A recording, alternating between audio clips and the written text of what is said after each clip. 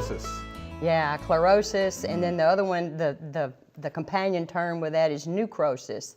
Right. Chlorosis is a yellowing of or non-chlorophyll in the leaves, and that could be a result of a lot of different things. But that's just a term we use to describe yellowing of leaves for lack of chlorophyll. Okay.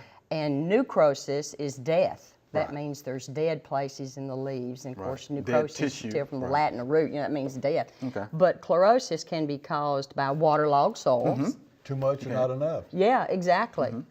Or it could be caused by nutrient deficiency, mainly iron, magnesium, or zinc.